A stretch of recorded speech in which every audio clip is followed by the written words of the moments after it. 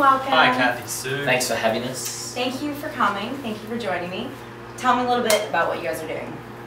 Okay, so basically, both of us used to work together for a multinational corporation in Australia. We worked there for a few years, and I guess we'd sort of come to the end of our time there. We wanted to move on, so we decided to quit our jobs. So I got pushed out the door, but I was going to leave anyway, trust me.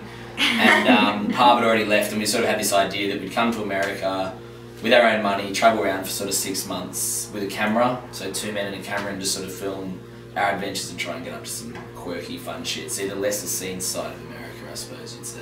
I mean, this is a big journey. This is a big decision to make, to leave your country, to travel across a totally different country. What was it that sparked this? Well, I guess we were used to working for networks and always having to answer to some kind of like corporate ass clown who comes in at the end when you've done a bunch of cool stuff and says, take this out, take that out, move that around.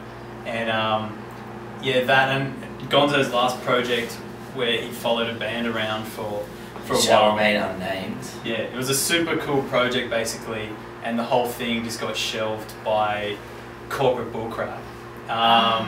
So it was initially his more idea. I think he was pretty fueled by being pissed off from that project. Yeah, I guess the other thing was we thought that we could, I mean, I guess there's so many channels, there's so much stuff going on. We both have the knowledge to be able to make a show. We sort of shoot, produce, edit, and we've spent enough time around cameras that I think we're pretty comfortable to be in front of the camera. So we have all the skill set. And I guess we figured if we spend enough time over here and teed up enough interest and stuff to do, we'd be able to make some pretty compelling content. And when we get back to Australia and edit it together, we think we'll be able to have something that someone would want to put on the channel. And self-funded so that we are the corporate ass clowns who control our own destiny. So how did you guys like pick all of these different quirky things? Just Did like you Google like fucked up shit in America? Like what? Yeah, I mean, it was just, we just spent a bunch of months beforehand like checking shit out and getting friends to say, oh, if you hear of anything quirky, like let us know. And some stuff, you know, some people go, oh, you should check out Venice Beach, and we're like, yeah, maybe. And then other people Not are that like, Venice Beach isn't cool, but it's, I think yeah, we wanted to know like about scratch the It's surface a little more. standard cool. Yeah. It's just standard. We wanted to do more like scratch the surface, and yeah, some people sent us some really cool shit. Like a mate was like, oh, you should check out these real dolls. And we went and checked out this, we went to the factory of this place where they make these $10,000 high-end sex dolls where they like sculpt them to order. And they actually made the doll for Lars and the Real Girl. I don't know if you've seen that movie. Ryan Yeah, Gosling no, I Ryan don't watch Gosling. movies, I'm sorry. with that dreamboat Ryan Gosling. Yeah, from such films as The Notebook and His Drive. looks last year though. Now it's about this. Beards, no hair, hats. Yeah. So just people telling us, and that's been happening even more when we're here. Like we line a bunch of stuff up, but a lot of stuff that we've done is also like people telling us cool things to do. Once we've been here, like we're going up to Seattle to hang out with these real life superheroes, and they actually have made their own outfits and walk the beat and fight crime, and they take themselves very seriously. And we only heard about that like two weeks ago or something. On the Facebook page and said, "Have you seen this? You should go check these guys out." So and that's the sort of, I guess that's the thing as well. We're trying to encourage people. And what was the first place you guys went? We're in Texas for like Dallas. Yeah, Dallas sucks. Dallas is boring. Austin's cool though. Sorry, people from Dallas, but as an outsider, if you don't know where to go, it does suck. The city And you was know that. dead. There was no one around. Yeah, but then we went to Austin, and Austin was rad.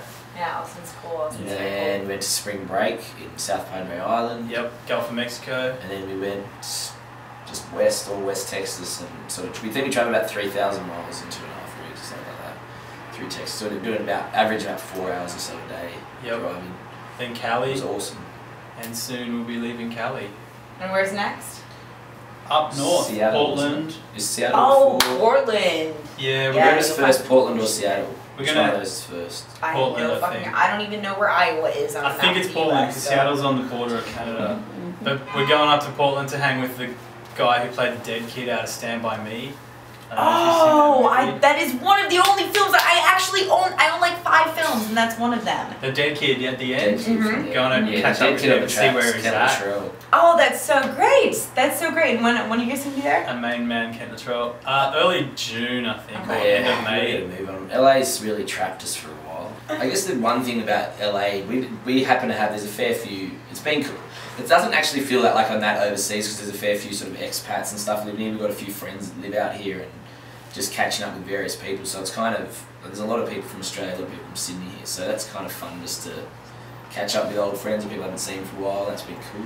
My highlight has been the South Hollywood Inn on 141 North Alvarado. North Alvarado! It's like the hovel motel that we keep crawling back to whenever we don't have anywhere else to stay. It's got, the internet is temperamental. Yeah, and The toilet and bed sheets aren't necessarily clean. There's a schoolyard out the back, so when you walk out of the shower and you're like drying yourself, you're like, oh fuck, there's little children running around outside children there.